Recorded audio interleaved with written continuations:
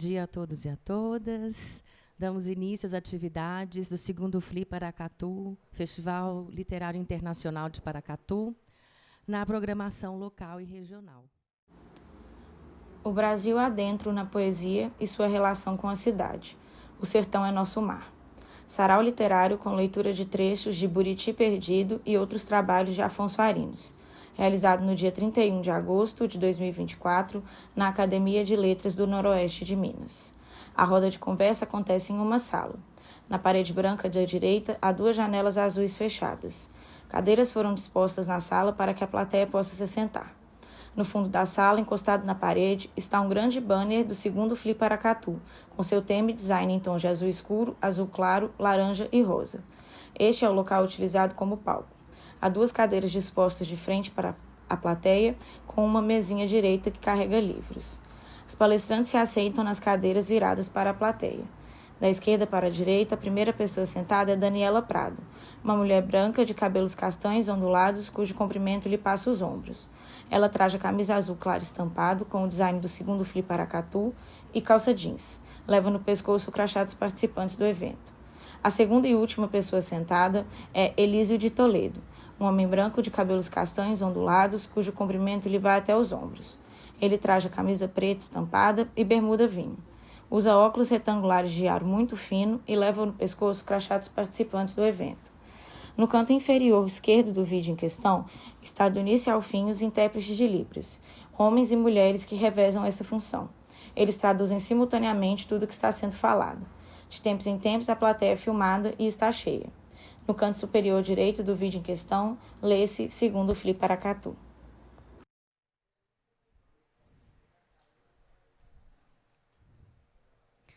O Brasil adentro na poesia e sua relação com a cidade, o sertão é nosso mar. Deixo vocês, então, com o Elcio Toledo. Oi. Olá, bom dia, Dani. Bom dia, pessoal. Eu sou o Elcio de Toledo, como já foi falado. Eu sou um homem branco, né, na faixa dos 50 anos. Estou trajando uma bermuda vinho, uma bota verde, uma camisa verde, escrito Minas, que eu amo esse estado, e por sinal, a capa do disco do Milton Nascimento, e tem também um rosto do cantor Milton Nascimento. E estou aqui para conversar com vocês, assim, dentro dessa relação entre o sertão, né, e o sertão é nosso mar, como eu estou falando. Eu sou de Brasília, nasci em Brasília, mas ando muito por aí e pesquiso muito sobre essa relação, né? Até porque a construção de Brasília ela se deu muito em cima disso, das pessoas que saíram de todas as partes do Brasil para chegar num cerrado que não tinha absolutamente nada e erguer uma cidade de concreto no meio desse sertão, né? E aí esse meu livro, vou aproveitar e vou mostrando meus livros aqui, é sempre bom a gente fazer propaganda, né? Esse meu livro aqui, que foi o que eu lancei no ano passado, esse é resultado da minha tese de doutorado, que eu faço uma pesquisa sobre a relação entre poesia e a identidade cultural de Brasília, que é uma cidade muito nova, né? Principalmente se comparada a Paracatu, por exemplo, é uma cidade nova, mas já tem uma história muito rica.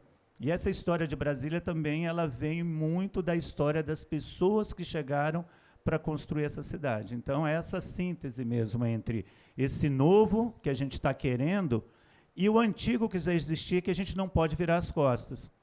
Então, a gente vive muito nesse dilema. Então, eu vou conversar um pouco com vocês sobre isso. Essa pesquisa aqui, por exemplo, desse livro, eu vou lá antes da construção de Brasília, né? Eu chego nos autores que já falavam do Cerrado, do sertão, na década de 50, Euclides da Cunha, né? O próprio Drummond tem os poemas que já falam. Guimarães Rosa tem 2 contos muito interessantes que falam de Brasília antes de ser ocupada. Tem um conto muito lindo que ele fala, inclusive, dessa ocupação de Brasília, quando começam a chegar os tratores, as máquinas, para derrubar tudo de vivo que existia e trazer algo que não se sabe o que, né, naquela época. Então, é bem isso. E aí, fazendo até um paralelo com a obra, né, do Afonso Arinos, do patrono aqui dessa casa, que é interessante, né, nesse sentido também, né, o que eu li, eu conheço pouco, né, da obra de Afonso Arinos, mas é bem interessante a gente perceber essa relação dele, muito de resistência, né? Ele foi um resistente no sentido da arte, né, de escrever, de bater o pé em cima daquilo que ele queria, né? E, de um certo modo, com o passar do tempo, e aí a história é muito legal, né? E a minha área de atuação também é a história é muito legal porque ela vai falar para a gente depois. Não adianta a gente chegar aqui e se autoproclamar, falar, eu sou isso, eu faço aquilo. É a história que vai dizer. E Afonso Arinos, na literatura, ele foi muito bombardeado, às vezes, nisso, quando chegou o modernismo, que é um movimento muito rico, muito legal, mas falar, não, ele está parado no tempo, ele está ultrapassado, né? Exato, passadista, aquela coisa, a gente quer um novo. E aí a gente vai ver que o novo, gente, ele não brota do nada. O novo, ele tem uma raiz ali no antigo que ele jamais vai desprezar. Então, isso é bem interessante, né? O poema, que é um poema, quase um poema crônica dele, né, o Buriti Perdido, ele fala muito dessa resistência, né? Ele fala muito disso, ou seja, e vai chegar o tempo em que a gente vai querer construir alguma coisa, mas esse Buriti vai ficar aqui como símbolo de alguma coisa que já existiu, de alguma coisa que está aqui e de alguma coisa que é muito importante para esse futuro que está chegando e que a gente não sabe o que é. Então, é bem essa ciência, é bem nesse sentido que eu trabalho com os meus poemas, né? Eu trabalho muito, a minha perspectiva é muito da literatura mais moderna, né? Eu trabalho muito com geração de mimeógrafo, poesia dos anos 70, 80, a geração beat, que são poetas bem, vamos dizer assim, bem modernos, né? Bem contemporâneos, uma linguagem mais... Mas a gente nunca pode desprezar aquilo que a gente... que nos fez chegar até aqui. Então, de tudo isso que a gente está falando, eu não posso negar o antigo, eu não posso negar, mas também eu não posso me negar enquanto novo, enquanto jovem. Eu estou vendo que a plateia aqui é muito jovem, isso eu fico bem feliz de ver, porque é isso, assim, a gente está aqui e a gente tem um futuro para construir. E aí que vocês construam esse futuro pensando nisso também. Assim, vocês não vão ficar só presos no passado, mas também vocês não vão negar tudo isso que vocês, né, que trouxe vocês até aqui, toda essa história que tem. Então, é mais ou menos, estou falando aqui, mas você fica à vontade para perguntar, para me interromper também, Dani. Pode ir, Elcio. Eu tenho alguns questionamentos a te fazer, mas eu quero que você apresente primeiro. Não, mas é bem nesse sentido que eu quero colocar. Esse aqui é meu outro, é um livro que eu lancei também o ano passado, esse de poemas, que também diz muito sobre essa relação. É um poema, é um livro chamado... Eu adoro os títulos longos, né? Esse aqui é Depois de 22, Rapsódia Brasilis em 3 atos, que são 3 partes de um livro que conta de poemas, mas que, na minha cabeça, ele está contando uma história que passa pela Bahia, chega em Brasília e vai, no 3º ato, não se sabe para onde, que é isso que a gente vê, né? O Depois de 22, que esse livro eu encerrei, eu finalizei em 22, então é depois de 22 e depois de 22 também, porque a gente passou um tempo muito pesado até 22, de pandemia, de negacionismo, de ataque violento à arte, à cultura, a gente passou por muito disso. Então, esse livro, ele trabalha nessa perspectiva, só que eu vou antes. E esse 22, ele é muito simbólico nessa relação também entre o futuro e esse passado, né? Na literatura, depois de 22, é porque eu digo que esse livro tem uma pegada muito mesmo do modernismo, né? Então, depois de 22, esse livro foi finalizado 100 anos depois da semana de 22. Nós também temos o 1822, ou seja, 200 anos dessa independência, que a gente está querendo saber se ele vai acontecer ou não, né? Até hoje, de 1822, e o 22 de 2022, que a gente está chegando daqui para diante, que a gente quer buscar algo novo, algo melhor. E eu acho que a gente só consegue isso por meio da arte, por meio da cultura, né? E quando eu falo arte e cultura, a educação ela está dentro disso, né? A gente não desvencilha. Agora, a educação ela está muito dentro da cultura, que para mim tem um sentido muito maior, esse sentido antropológico, que é a arte também, mas a cultura é isso da gente se enxergar, da gente se entender no nosso meio e entender o outro também. Essa relação de identidade, pertencimento. Se identificar, de pertencimento. Então, é isso que é essa cultura que a gente tem que ver. Acho que hoje isso é muito presente, é muito caro. A gente tem que lutar muito para isso, né? para a gente se entender nesse mundo, até para a gente saber o que a gente quer, a gente primeiro tem que se entender nesse mundo. Ou seja, quem sou eu aqui nessa cidade de Paracatu em 2024? O que é isso? O que é essa cidade para mim? Quem sou eu nessa cidade? Que a partir daí... E aí quem sou eu nessa cidade tem um passado, né? Tem um lastro ali que eu tenho que entender toda essa história. E daí a gente vai construir esse novo, né? A gente constrói. Agora o novo não brota, né? E assim, só para fechar, eu falo novo no broto, que é bem interessante, como eu sou de Brasília, eu pesquiso Brasília, e aí tem muito essa lenda também de que Brasília brotou, parece que Brasília brotou do nada, né?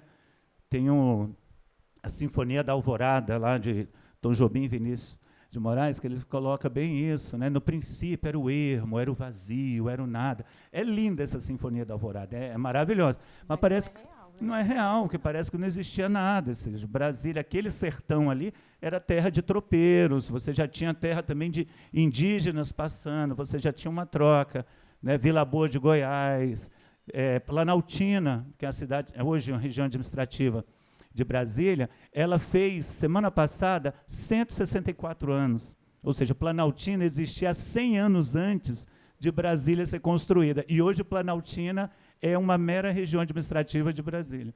Então já tinha tudo isso, né?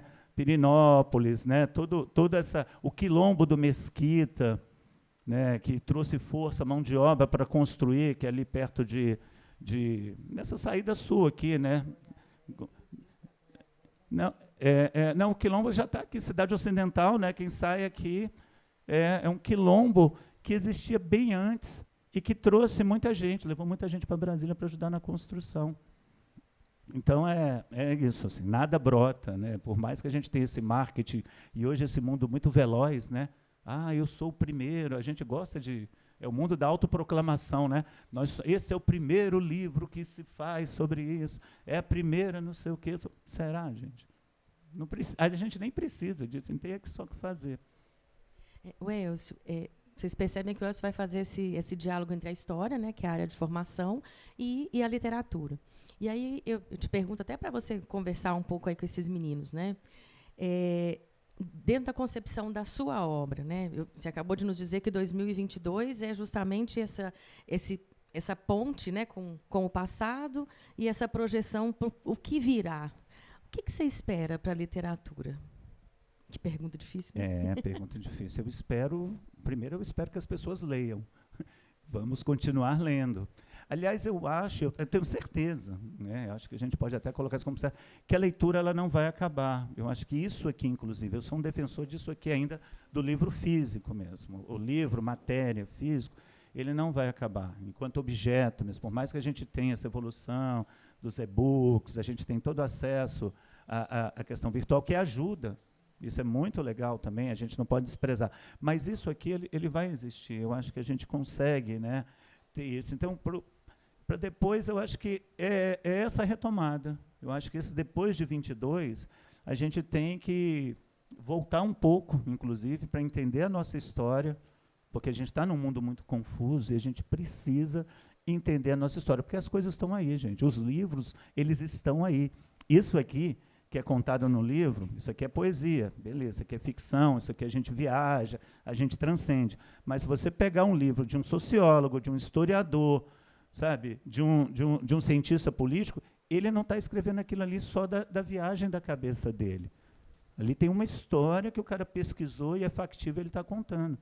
Então, depois de 22, eu espero que a gente volte um pouco para esse tempo onde a gente lia e estudava com mais profundidade a nossa história, para a gente se entender e a gente conseguir ter esse mundo mesmo, mais diverso, né? E aí o tema dessa feira, né, dessa festa literária é isso, né? Amor e diversidade. Eu acho que a gente tem que pensar muito nisso, porque esse é o caminho, né? E quando eu falo diversidade, é essa mistura, é essa simbiose, é esse respeito que a gente tem que ter por tudo isso que existe, que está do nosso lado. Eu posso até nem concordar, mas existe.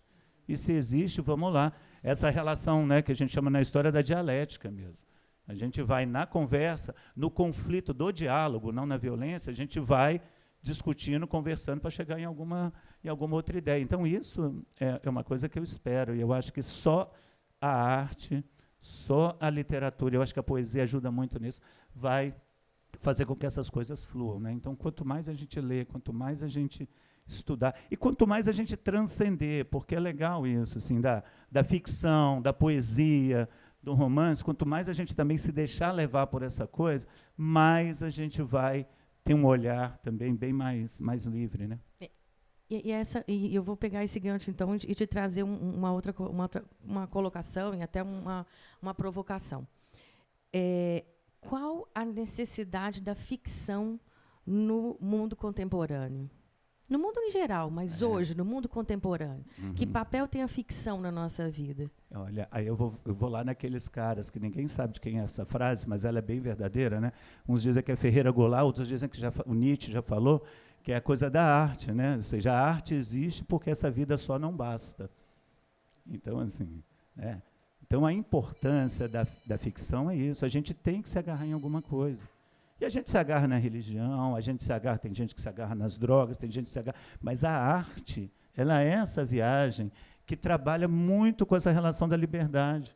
E a arte, ela trabalha com uma coisa muito legal, que é isso aqui, é o sentido, né? Ela pega de um jeito que só depois você vai tentar explicar. Não sei se vocês já participaram de uma experiência dessa, que você está lendo um livro, devo puxar bem para o livro, mas vendo um quadro, você fala, gente, eu não sei nem o que é isso, mas o negócio mexeu comigo de um jeito que eu estou aqui, sabe? Eu nem sei, eu já ouvi isso, assim, eu nem sei se eu gostei, mas eu não parei de pensar nisso durante muito tempo, porque o negócio bateu de um jeito. Então, a importância da arte é essa, assim, porque é algo que deixa a gente, né, é a fruição, assim, deixa as coisas irem num momento onde a gente está muito querendo adivinhar tudo, querendo falar sobre tudo, querendo ter certeza de tudo.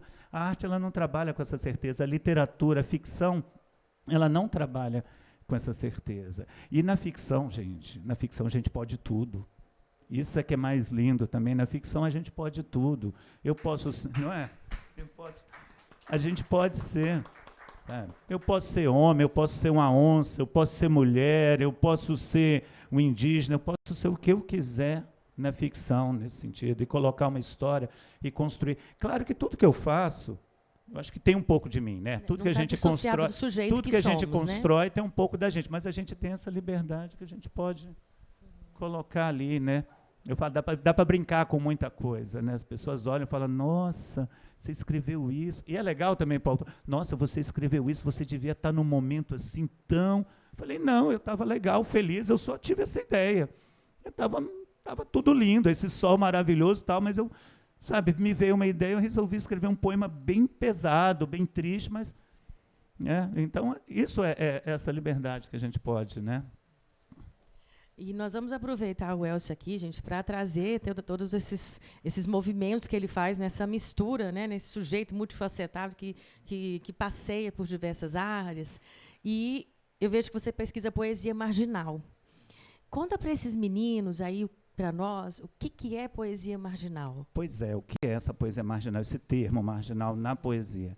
Esse termo marginal ele surge lá na década de 70, porque o marginal no sentido era a literatura que estava à margem das grandes publicações, e o autor também.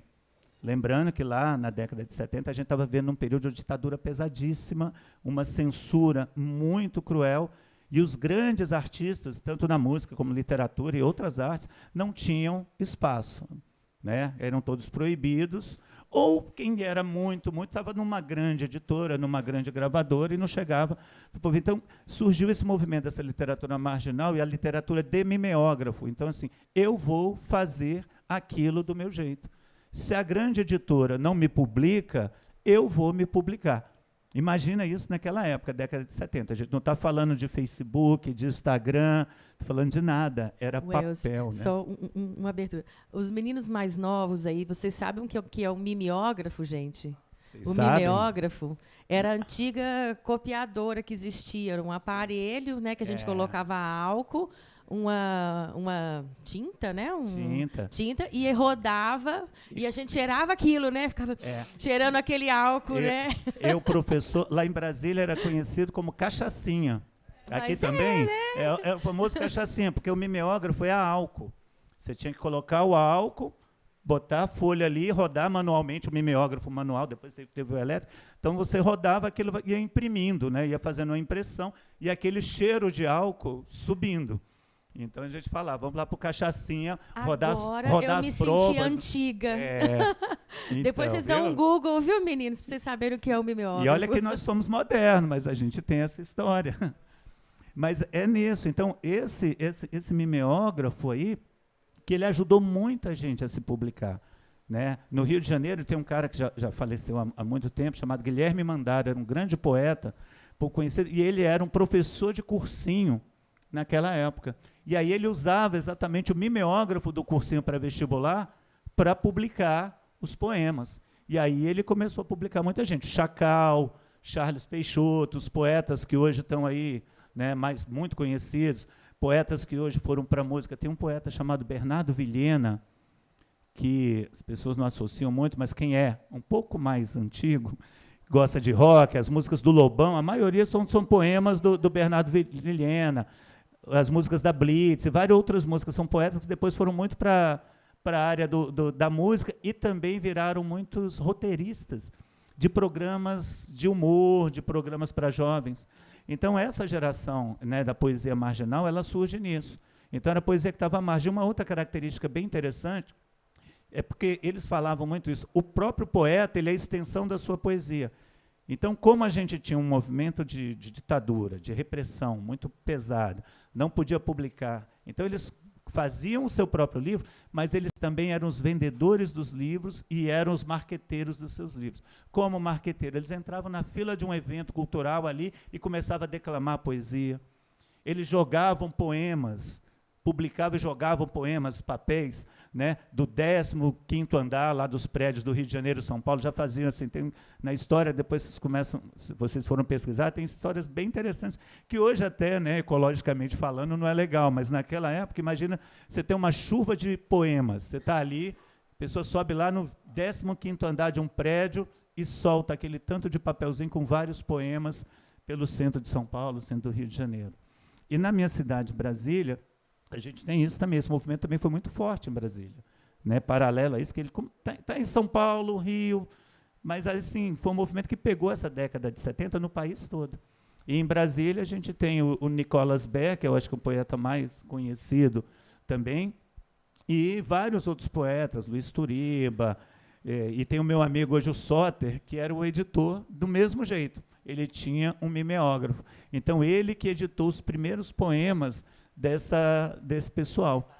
Porque ele pegava o mimeógrafo dele, e hoje ele continua editando, e ele faz umas publicações em facsímile, ele publica como se fosse, né, uma coisa mais moderna, mas ele publica do mesmo jeitinho como se fosse na década de 70. Tem os livrinhos dele, né, muito parecidos, para manter isso, assim como os cordelistas, né, ainda fazem também lá no Nordeste. A gente quer saber mais da sua obra. Leia para a gente alguns poemas, selecione alguns para conversar conosco sobre eles. Olha, eu selecionei aqui 82 poemas para falar para vocês. Não. Outra coisa é isso, poeta, quando tem um espaço, né, adora falar, opa. Mas eu vou ler uns aqui. E muito assim, pensando nessa relação do que eu li do Afonso Arinos, nessa questão da resistência. E esse Buriti, que esse Buriti perdido, ele me pegou muito, assim, esse poema, que esse Buriti também, ele é físico, talhar, mas ele é uma metáfora muito legal exatamente dessa resistência e das pessoas, né? É uma metáfora dele até, né? Ou seja, sim. Como é que eu resisto nisso? As coisas podem ir, podem mudar, mas eu estou aqui para marcar isso, apontar o horizonte e também como farol olhar para trás, né? Welsh, a gente conta com a presença do Lavoisier Bernaz aqui hoje, que é o ocupante da cadeira número 5 aqui da academia, que honra, cujo patrono é o Afonso Arinos. E logo após a sua apresentação, ele vai fazer uma leitura dramatizada do Buriti Perdido e fazer também alguns comentários. E vai ser ótimo para quem vai ver aqui agora a leitura do Welsh, poder depois fazer um paralelo. Tem um poema aqui chamado Estrelas, que diz assim: na escuridão, quem manda são as estrelas. Multidão dispersa pelo universo que faz questão de piscar só para quem lhe agradar. Andrômeda, Órion, Aquário, Escorpião discutem em sussurro o futuro do planeta. enquanto Taliel, Chico Preto, Ribamar, Biro, Zóio, Toinha, de Lourdes, Maria de Pia e todos os pequenos embalam-se com o vento que sacode e embaralha tudo que foi decidido nos subterrâneos das constelações. Os trabalhadores não têm tempo para contemplar o céu. A certeza de que algo encanta seu sono já basta. Brilhos granulados pirilampam pelos sonhos. Todos os ditos e vereditos das entidades em festa nas encruzilhadas do breu, dissipados com as estrelas que se escondem ao nascer do dia. A beleza da noite só tem sentido se o amanhã se faz presente. O resto é sonho.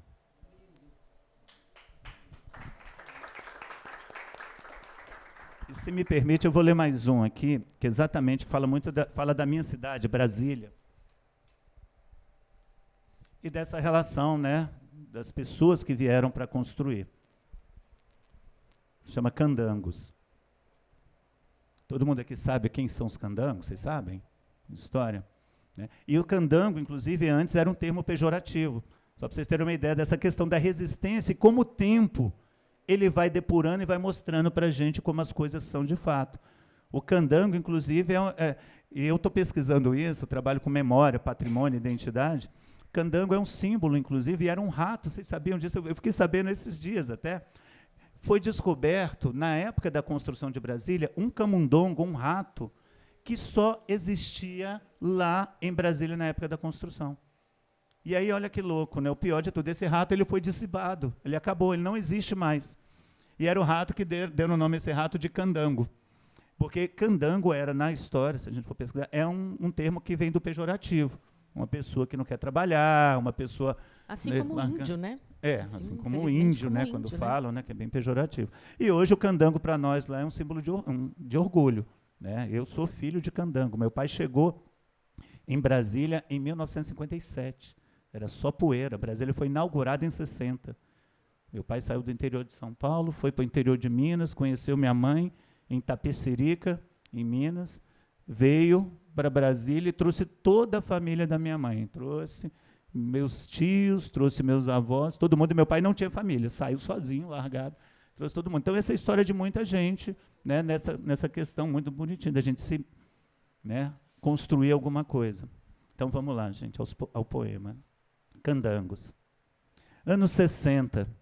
Modernidade que se inventa na boleia bandeirante, aterrissando nos platôs carpidos do Planalto Central.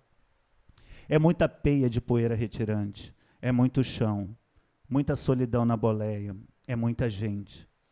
Frio cortante, feito pio de Siriema. A cidade há de lamber suas feridas. Os vincos da velha mesa agora desenham marés recolhidas. Chama a atenção para um horizonte que insiste em perturbar pela pura falta de existência.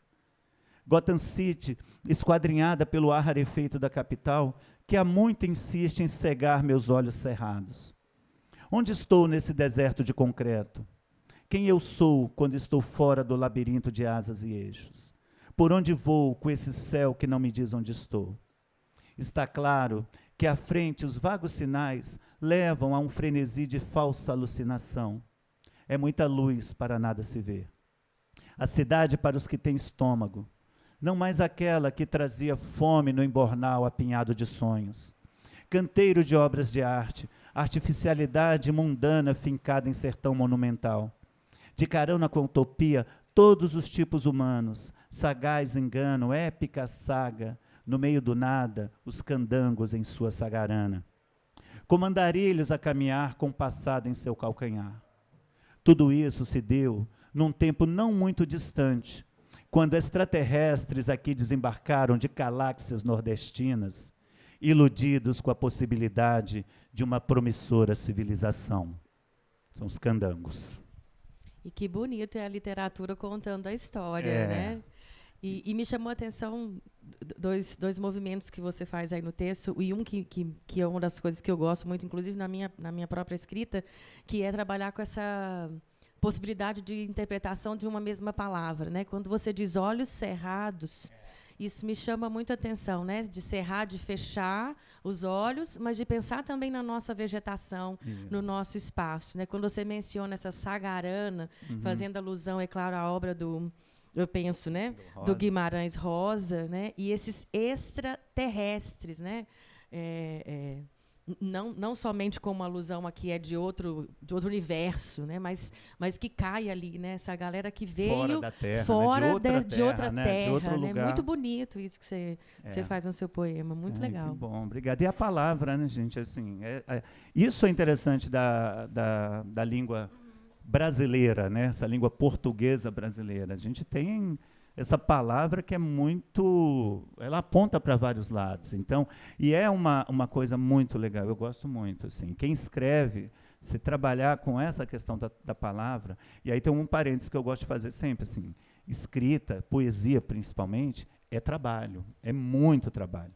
A gente tem muito de inspiração, mas é trabalho, é pesquisa, é olhar a palavra, é burilar um texto. O poema, para mim, ele não está pronto assim, né? Às vezes até tem alguma coisa, uma ideia, eu escrevo, mas ele só vai ficar pronto depois de muito tempo que a gente tem que ler, entender. Então, brincar, trabalhar com essa palavra é muito legal. Tem um poeta português que eu adoro, o Herberto Helder, que ele diz que montar um poema é como uma bomba de armar, que ele diz que ele vai armando essa bomba com cada palavrinha certeira ali, e ele tem que colocar a palavra certa, porque se ele escorregar na palavra, ele explode antes e ninguém vê o poema, que fica muito ruim.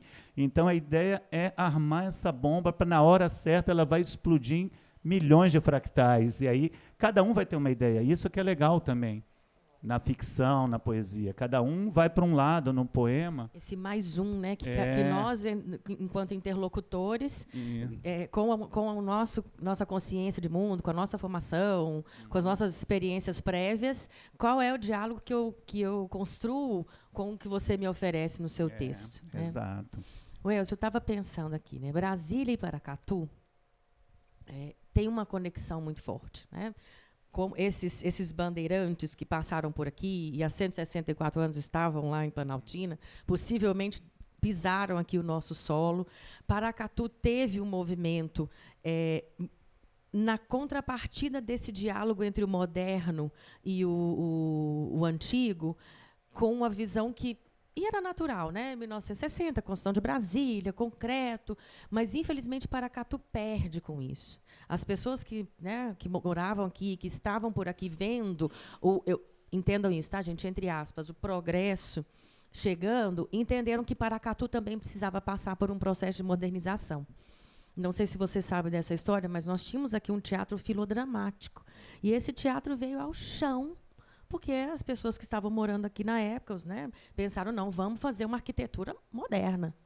Né? Então, nós perdemos muito. Eu acho que esse é o grande cuidado que a gente precisa ter, e eu falando cuidado em todos os sentidos mesmo, né, na acepção da palavra, de atenção a isso e também de zelo, né, ao nosso patrimônio, né, a manutenção desse patrimônio, essa conexão entre passado e presente, não num discurso extremamente futurista, né? Não é essa a minha proposta, mas dizer que esse novo e esse velho, né? esse diálogo intergeracional precisa acontecer. Mas Paracatu sofre essa influência negativa de Brasília. Bom você vir aqui hoje, né? Para a gente tentar um pouco desmistificar isso que outros olhares para Brasília, né? Eu acho que a gente precisa pensar nisso também, né? Mas é engraçado porque a Brasília sofre essa influência negativa de Brasília. É tão louco, porque a gente vive isso lá. Como eu falei, uma cidade que tem 64 anos, mas ela já tem uma história. Então a gente vê coisas de Brasília daquela época que também estão sendo totalmente desvirtuadas. Nós agora, há um mês atrás, coisa de um mês, foi aprovado o novo PPCURB, que é o Plano de Orientação Urbanística da cidade. E, assim, um absurdo o que estão fazendo com a cidade em nome de um progresso muito capitalista. Assim, o discurso vocês já devem ter ouvido muito isso, nós vamos gerar emprego e renda. Ali onde era uma área para ser uma área verde, um parque, nós vamos botar vários prédios, hotéis, vai gerar muita renda e muito emprego. Gente, é algum emprego e muita renda para quem já tem muito, não é? A gente não vê nada. Então, isso está acontecendo com Brasília, que é uma cidade, todo mundo diz, uma cidade nova. Imagina, né, quando a gente pega Paracatu. Eu tive em Planaltina, eu trabalho com essa questão de memória e patrimônio. E a gente esteve lá em Planaltina, E foi exatamente essa sua frase, é o que a gente vê em Planaltina, que tem um casario lindo. Aí ele fala, gente, a moda agora, é a tal da moda, então, que a gente tem que tomar muito cuidado. A moda agora é esse prédio de blindex, essa coisa aí que ninguém vê nada de dentro nem de fora, e acaba. E a menina estava me mostrando, estava com uma amiga, ela morou lá, aqui era um casarão lindo, da família que não sei o quê. Eles derrubaram e fizeram um predinho, que agora é assim. Então, a falta, e aí esse cuidado, porque às vezes um movimento, você não consegue voltar atrás. Você derrubar um casario desse, não tem como voltar atrás. Então, esse cuidado. E o moderno é isso aqui. O moderno é a gente, é a juventude ocupar esses espaços e valorizar isso. Isso é o moderno, sabe? A gente está ali. E se a gente pega isso nas outras cidades, a gente vê muito. Pernambuco é isso, Bahia é isso, Manaus, as pessoas estão ocupando isso, fazendo sem destruir. Você não precisa, eu posso ocupar igual a gente está fazendo aqui. Esse casarão maravilhoso, antigo, a gente pode fazer discussão de tudo quanto é tipo aqui. Sabe? Não é essa a questão. A gente não vai dessacralizar se a gente, sei lá, fizer até uma festa aqui, desde que essa festa não abale as estruturas e nada, ninguém vai dessacralizar isso. A gente está valorizando. A gente está mostrando, olha que lindo isso aqui. Vamos fazer isso lá naquele casarão antigo, vamos fazer lá, que a gente, inclusive, traz um movimento de preservação. Então, o moderno hoje é isso, é a gente entender a nossa história e falar, isso aqui é meu.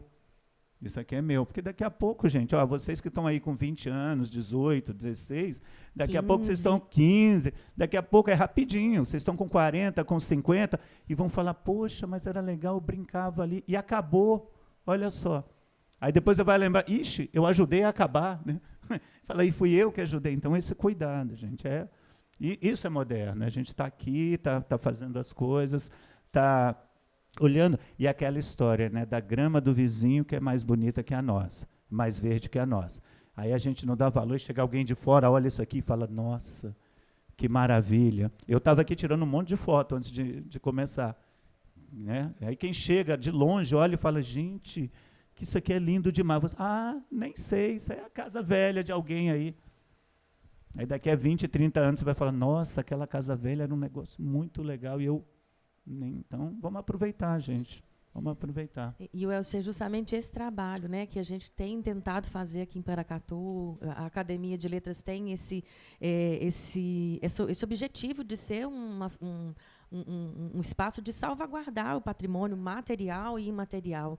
A gente já caminha para os 5 minutos finais, nós temos, infelizmente, tempo. Eu ficaria aqui a manhã inteira escutando o Elcio falar, gente. Estou adorando, mas eu quero ver o bonitinho, eu quero ver a performance, eu quero ouvir também. Com certeza.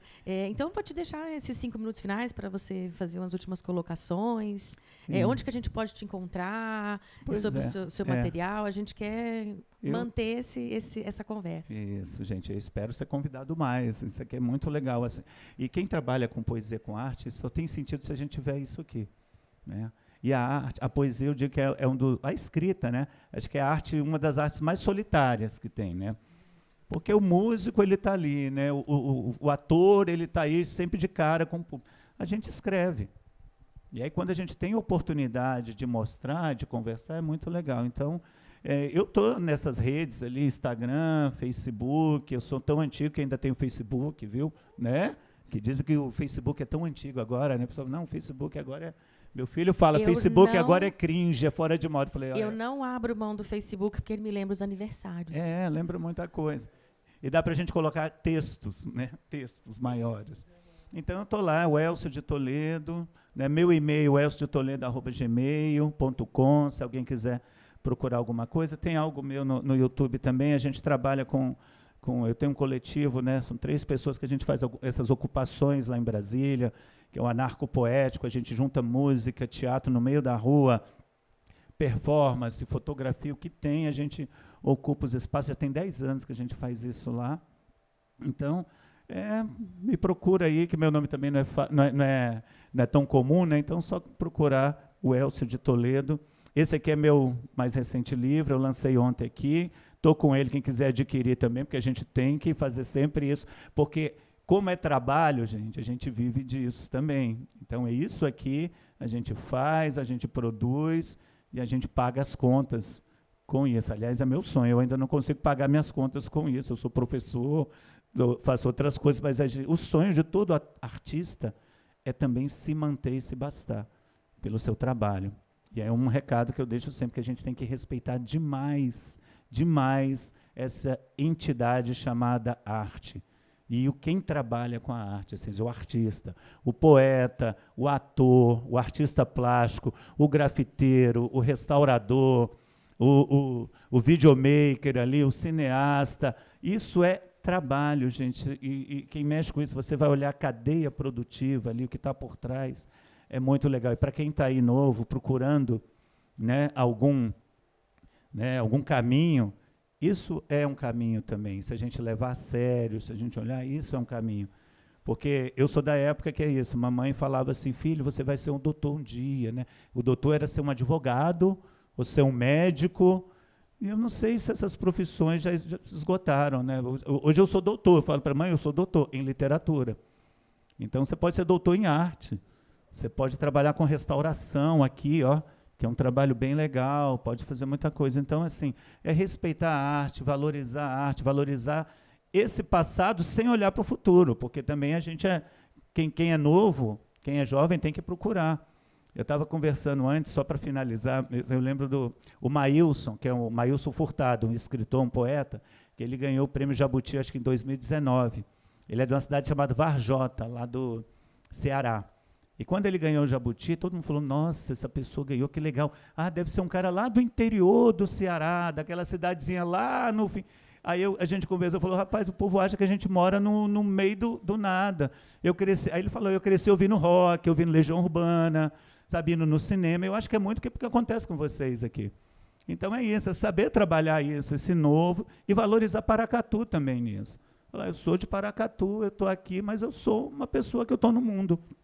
Eu estou aqui, tem muita coisa legal, tem uma juventude massa. Né? Ontem eu estava vendo batalha de rima, capoeira, tudo isso que acontece aqui é o que tem no Rio, em São Paulo, sabe? Não é diferente de nada.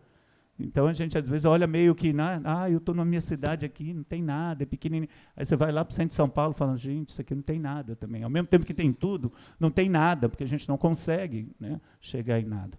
Então, acho que é isso, gente. Eu vou ficar por aqui. Eu quero fechar só com um poeminha curto que eu fiz para um cara chamado Mário Pedrosa, que é um pesquisador, um crítico de arte na época da construção de Brasília. Era um crítico que ele falava que Brasília era exatamente isso, esse oásis, né, na arquitetura, né, era uma forma de um oásis que chegava no sertão, e isso foi feito na África, muito em alguns países, quando você constrói uma cidade em nada e depois vai conseguindo povoar e trazer as pessoas. Né? E com isso ele até cunhou o termo chamado de Brasília, a síntese das artes, que a gente nunca sabe se isso já aconteceu, vai acontecer, mas é interessante. E aí eu fiz um poema que falava disso.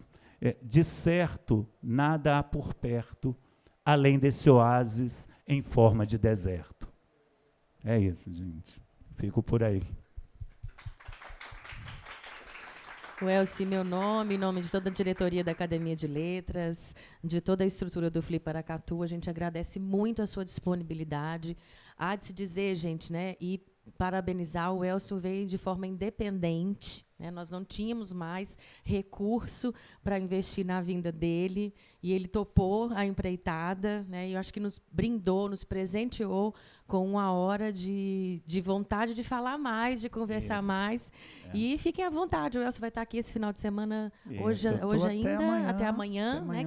Quem quiser conversar com ele por aí, estaremos todos aqui pelo Centro Histórico, né? Acho que é importante a gente fortalecer também esse movimento. Muito obrigada, Elcio. Olha, só com chamar. certeza. Lavoisier, a minha cabeça já está aqui, ó, nos projetos que a gente pode te inserir. Me chama que eu volto, eu adoro. E, assim, como você falou, né, um investimento próprio, a gente tem que fazer isso, assim, correr atrás, porque essa vida nossa é dura, assim, abrir um espaço, a gente vem, às vezes a gente consegue passagem diária, cachê, quando não consegue, a gente vê que a oportunidade é legal.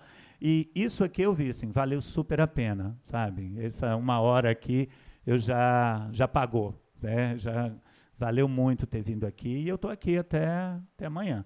A gente se encontra por aí pelas ruas, pelas conversas. Muito, muito, muito obrigado, gente. Se você quiser permanecer aí, eu vou fazer uma troca e deixar o Lavoisier, então, assumir aqui o meu espaço, Lavoisier, para você, então, conversar com o pessoal, né, fazendo essa leitura dramatizada do Buriti. Fica aí, Welson, eu que vou sair. Ah, então tá bom. Então venha.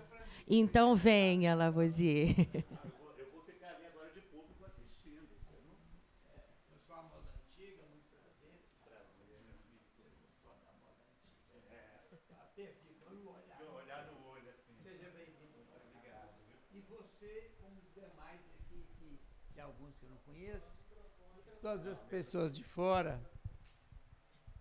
eu também vou fazer uma oferta de um poema que já foi desfile na cidade, já foi tema de vestibular e hoje está na entrada da nossa prefeitura nova. Paracatu pede passagem. Era uma vila morena, toda enfeitada de penas, nos congos, nas tapuiadas, negras desciam as calçadas, nas noites enluaradas, nos tempos do chafariz. Toca o sino na matriz, a tarde cai de matiz. No tempo feito de ouro, Vila do Príncipe Louro, que os anos se contradizem. Hoje a cidade morena deixou de vestir de penas, de cantar seu bangolê. Eu queria tanto ver seu nome virando hino, e a terra de Afonso Arinos me transformou no menino que a viu hospitaleira crescer. Tem um sino, tem um sobradinho ali, de lá outro casarão. No portão velho do templo tem um sino com saudades, que repica com vontade de voltar. Amor não precisa idade, hoje ela é dona do zinco. Vem, passageiro, vem cá, temos amor para dar. Ouro também no baú, tem muita coisa que ver, quem venha para Paracatu. Obrigado, gente. Voltei ao seu pensamento aqui. É isso aí.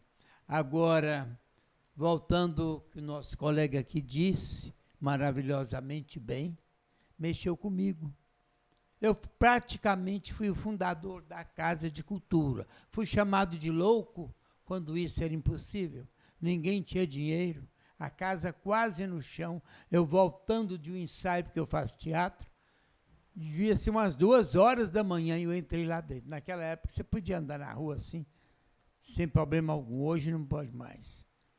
Então, a destruição do passado implica a desvalorização do presente e a incerteza do futuro. É como ele disse, primeiro é a raiz, primeiro é a base. Por isso que eu respeito o nosso primeiro e amo ele de paixão. Acho que se nem fosse ele, eu não estaria aqui. E cadê o Nelson? Onde é que ele sentou? Ah, está ali. Eu não enxergo muito bem, já estou ficando velho. Nem vou falar a minha idade, não. Faça de conta, vamos tirar isso aí fora. Deixa o sonho ficar primeiro dentro da literatura e dentro da vida. Que se a vida faltar o sonho, falta tudo, a gente deixa de viver. Por isso a ficção é fundamental ter. Se bem que eu estou escrevendo um romance histórico, mas dentro do histórico você pode viajar respeitando o que foi realidade, o que foi fato. E não está fácil para mim. Foram 30 anos de pesquisa, porque o meu personagem central, principal, virou lenda. E virando lenda, ficou mais difícil ainda. Mas eu estou conseguindo chegar ao fim. Prosa não é fácil. Se poesia não é fácil, prosa também não é não. Escrever é um ato de certeza. Ou você tem talento ou não tem. Você tem que correr atrás do seu eu. Poesia é eu. O eu sou, eu quero, eu posso, eu faço. Se faltar isso, tchau. Não existe não. Vira uma fantasia sem fundamento. Bom, eu queria falar mais um pouquinho de patrimônio histórico, que é brigas em cima de brigas, incompreensões em cima de incompreensões. Ô meu amigo de Brasília, você vai deixar seu contato direto com o Dani, que eu vou te ligar e vou lá te visitar. E você vai ver uma placa que eu ganhei de presente dentro do Memorial JK. Um poema bem moderno que conta a história de Brasília. Você falando do candango aqui, me veio tudo à tona. E sabe quem colocou esse poema lá? Dr. Afonso Arinos de Melo Franco, o sobrinho que foi senador da República. Me mandou uma carta linda, me roubaram a carta. Um jornal aqui, que não existe mais, me pediu emprestado e consumiu a carta. Bom, gente, vocês já sabem que Afonso Arinos foi o primeiro sangue, foi o primeiro passo. E a mãe dele tinha descoberto isso sem saber por quê. O passo dado para a criação do sertanismo brasileiro. Não foi Guimarães Rosa, não. Quando Guimarães Rosa apontou com todo respeito, ele já tinha deixado todos os caminhos abertos. Afonso Arinos, quando menino, quando ele foi embora daqui, de Paracatu, lá para a cidade de Goiás, hoje é ocupada pelo IFAM, lá de Goiás, a casa do bispo, ele morou lá, com o pai, que foi juiz de direito. E ele e a Frânio, os dois filhos, foram para lá. O que aconteceu? Nessa ida, tudo a cavalo, tudo longe, tudo difícil, não tinha pontes, rios cheios, era tudo muito complicado.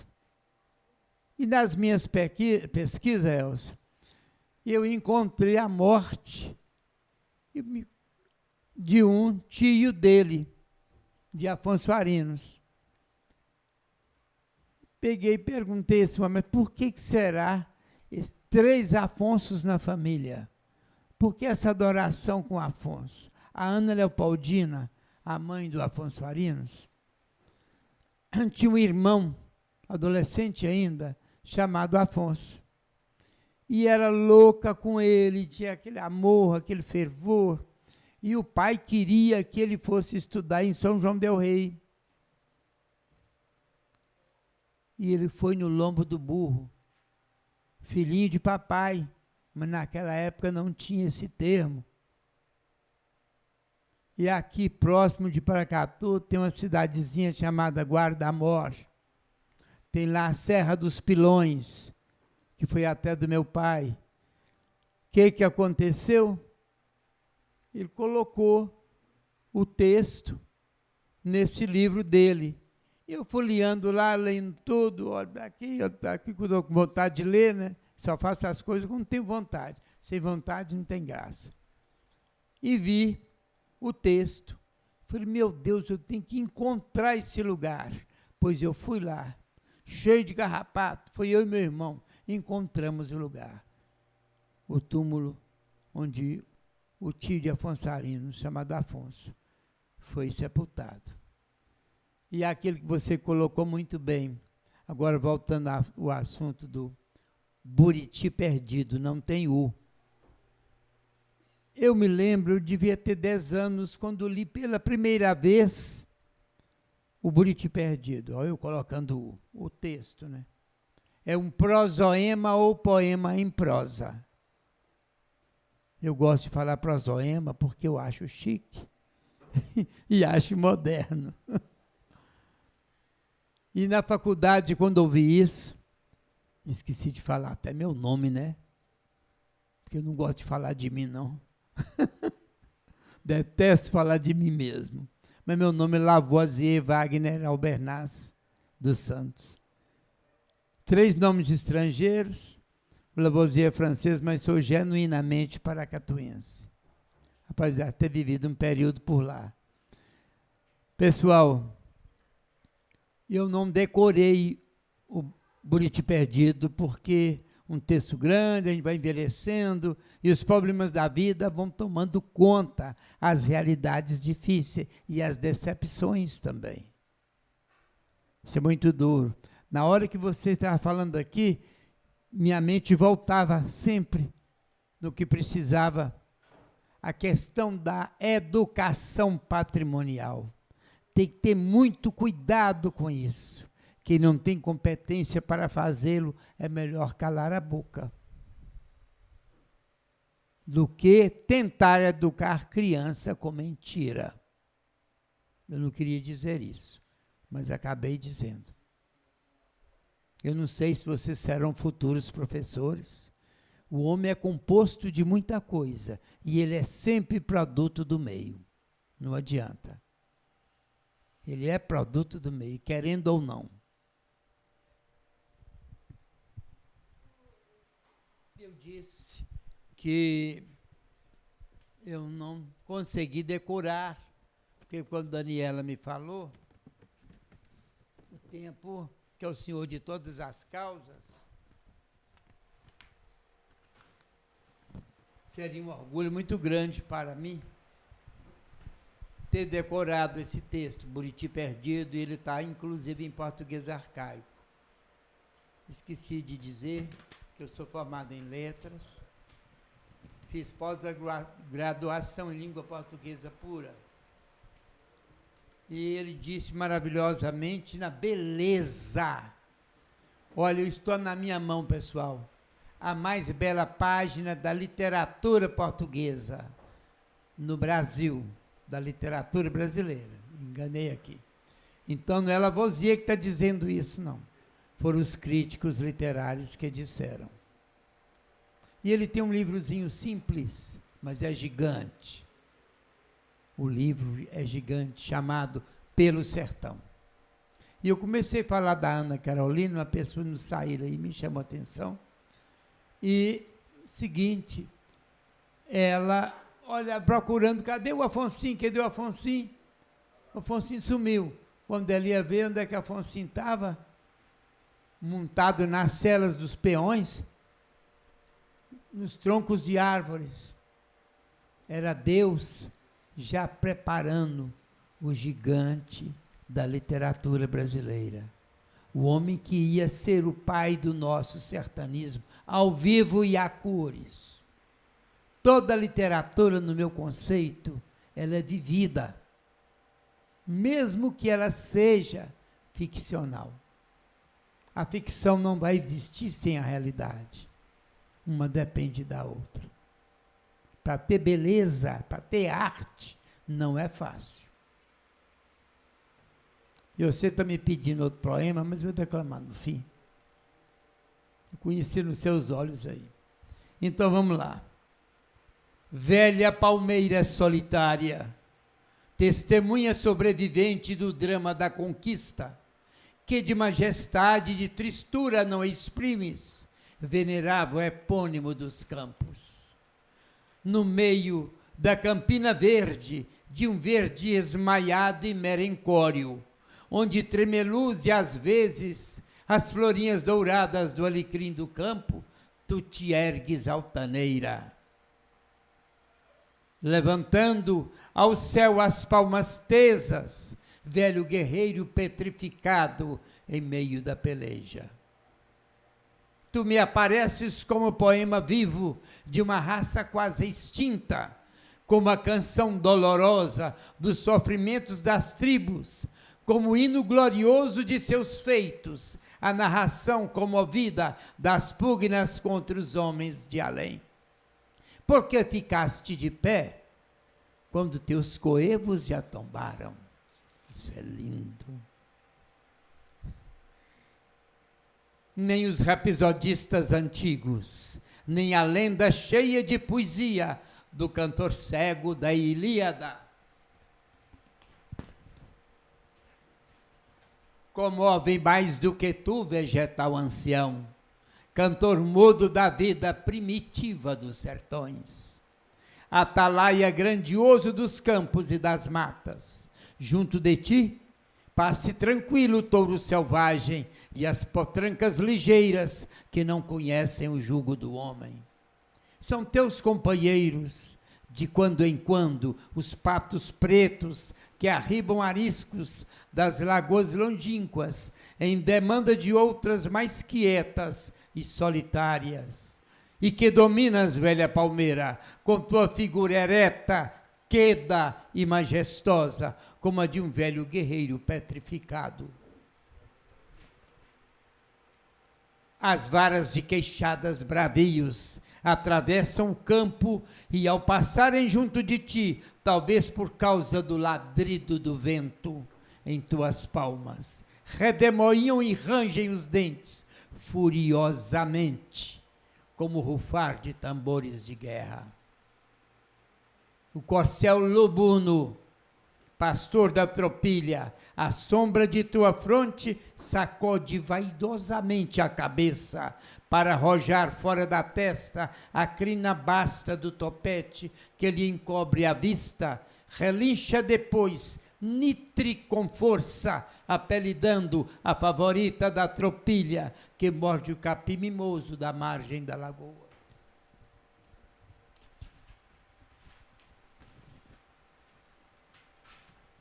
Junto de ti, à noite, quando os outros animais dormem, passa o canguçu em monteria. Quando volta, a carne da preia lhe ensanguenta a false, e seu andar é mais lento e ondulante. Talvez passassem junto de ti, há 2 séculos, as primeiras bandeiras invasoras. O guerreiro tupi, escravo dos de Piratininga, parou então estático diante da velha palmeira e relembrou os tempos de sua independência, quando as tribos nômadas vagavam livres por esta terra. Poeta dos desertos. Cantor mudo da natureza virgem dos sertões, Evoé. Gerações e gerações passarão ainda antes que seque esse tronco pardo e escamoso. A terra que te circunda e os campos adjacentes tomaram teu nome, ó epônimo, e o conservarão. Não aguento, Brasília fez isso. Se algum dia a civilização ganhar essa paragem longínqua, talvez uma grande cidade se levante, na campina extensa que te serve de soco, velho Buriti perdido. Então, como os hoplitas atenienses cativos em Siracusa, que conquistaram a liberdade enternecendo os duros, senhores da narração das próprias desgraças. Nos versos sublimes de Eurípides, tu impedirás, poeta dos desertos, a própria destruição, comprando teu direito à vida com a poesia selvagem e dolorida que tu sabes tão bem comunicar.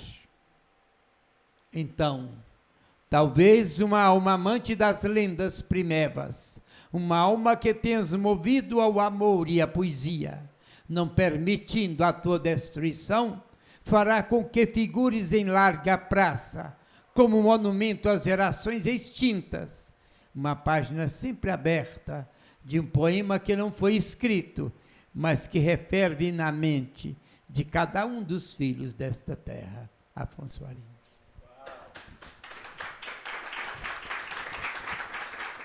Obrigado. Olha, eu tentei fazer uma leitura intertextual aqui, mas a nível de vocês, não a nível do poeta, nem do Silvano, nem da menina lá, mas vamos lá. Olha aqui, nós temos palavra como tristura, é um termo totalmente artístico, que é a tristeza, né? Venerável, epônimo, todo mundo sabe o que é epônimo? Epônimo é o herói grego ateniense, ou um magistrado, depende do que foi usado aqui. O verde esmaiado, um verde triste, que geralmente a palmeira envelhece, quando não tem água perto dela, ela pode morrer. Se tem água muita nos pés dela, ela morre do mesmo jeito. Então, Buriti gosta é da lama. Merencório, triste e melancólico. Deixa eu ver se tem mais uma coisa aqui. Pugnas contra os homens de além. É um combate. É uma luta pelos seus direitos. Que Afonso Arinos, quando o coração mandava, ele ia longe demais. Eu comecei dizendo uma coisa e veio outra no início da minha fala. O seguinte, eu tinha 10 anos quando li o Buriti, olha, quando li Buriti Perdido, pela primeira vez. E me recordo que eu não sei se foi doutor Afonso Arinos, sobrinho dele, que tirou isso. Já procurei, nunca mais vi, nem no Rio de Janeiro, nem em canto algum. Eu consegui ver um trecho, Silvano, que fala assim.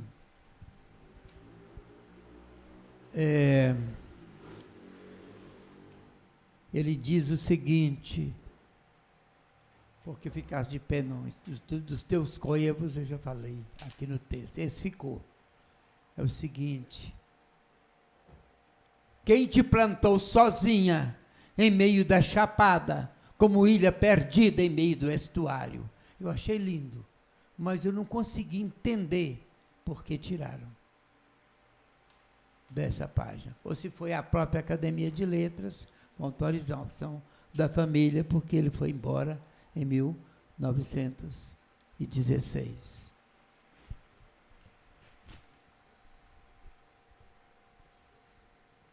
Coevos são irmãos, são as outras palmeiras que naturalmente deviam ter a mesma idade e foram morrendo tudo. Ele ficou para transformar no texto essa pergunta linda. Ô, gente, não estou fazendo propaganda não, porque eu amo esse homem de paixão. É de paixão mesmo, eu não o conheci. Mas ele tomou conta do meu coração de uma forma que, se ele não fosse meu patrão, eu não estaria aqui não. Sem querer desvalorizar ninguém. E tem um cearense que eu também amo de paixão. Vamos ver se você descobre. Quase contemporâneo. José Martiniano de Alencar. Aquilo foi um poeta. Mais que um prosador, ele foi um poeta de grande intensidade. Bom, a menina também dá notícia ali que eu não posso falar mais, só tem 5 minutos. Vocês é que mandam, ou eles que mandam, não sei. Oi? Bom, aí ele fala aqui no corcel Lubu, no Lubu não é negro. O corcel é que não cabe dentro do regionalismo. Por quê? Não é uma palavra sertaneja. Mas ele quis, em sua metáfora, engrandecer um cavalo e pôs um cavalo inglês. Ele é praticamente inglês, que está ali no quadro, que eu não podia deixar de colocar, não podia colocar o Buriti sozinho. Foi bom para mostrar a diferença de imagens e as diferenças de veículos. A literatura é outro veículo, como a imagem manifestada, pintada, é outro diferente. Então, a gente choca quando vê algumas que ficou um excesso de coisas, mas eu quis colocar no viver da página tudo que ele falou. Foi um prazer muito grande, eu não vou delongar mais. Se alguém quiser me fazer alguma pergunta, tem tempo ainda, rapidinho. Pode. Eu fiquei curioso de saber esse trecho retirado aí. Eu também fiquei. Porque ficou na minha mente. Ele nunca saiu. E eu nunca o encontrei mais. Sabe? Você tem esse trecho de quando? Eu já tem muitos anos já. Estou velho já. Da boca para fora, viu? Você fica caladinho aí. Ô, gente, um abraço no coração, um beijo bem grande, Quem quiser falar comigo, estou sempre aqui na academia. A academia tem meus contatos, tudo isso, viu? Você também foi um prazer grande. Gostei muito das suas colocações, tá? Dentro da literatura. Muito obrigado pela atenção de vocês. Agradecer, então, ao professor Lavoisier, todos vocês que aqui estão. A professora Daniela, ela pede desculpa, que ela teve que se ausentar um pouco, porque ela representa a curadoria do FLI Paracatu, e nesse momento lá no palco principal, lá na tenda principal, está acontecendo, então, a premiação do concurso de redação, e ela teve que ir lá para representar a curadoria, tá bom? Pediu desculpa ao professor, ao poeta que esteve aqui também, e a vocês. E daqui a pouco, às 11 horas, nós teremos, então, uma mesa redonda muito importante, que ela traz o seguinte tema: a história de Paracatu na outra margem da Praia do Macaco. Tá? Eu vou participar